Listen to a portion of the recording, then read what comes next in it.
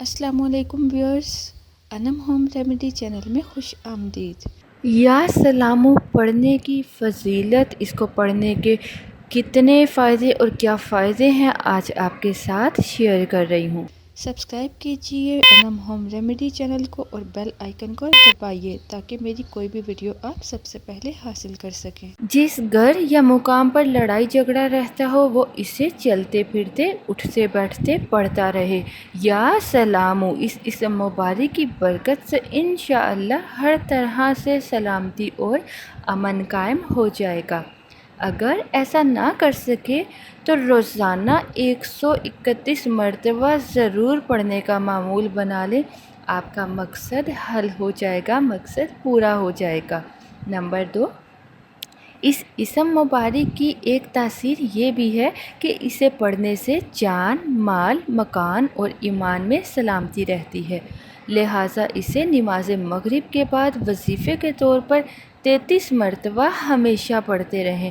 انشاءاللہ مال، جان اور ہر قسم کی آفات سے بحفاظت رہیں گے۔ یا سلامو کا عمل اور نقش بھی بہت مجرب ہے۔ جو شخص پاک صاف باوضو ہو کر اس اسم مبارک کو ایک مقررہ وقت میں 41 دن تک ایک ہی مقام پر روزانہ 3100 مرتبہ پڑھے گا، وہ اس کا عامل بن جائے گا۔ اس کے بعد وہ اس تعویذ کو اچھے مقاصد کے لیے بھی استعمال کر سکتا ہے، انشاءاللہ بہتر نتائج حاصل ہوں گے۔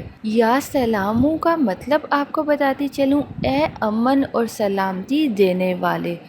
جو شخص فجر کی نماز کے بعد اسے 1000 بار پڑھے گا وہ صاحب علم ہو جائے گا۔ اگر 141 بار پڑھ کر مریض پر دم کر دیا جائے تو یا سلامو اس اسم مبارک کی برکت سے مریض صحت یاب ہو جائے گا۔ اس کا وظیفہ کرنے والا خوف سے نڈر ہو جاتا ہے۔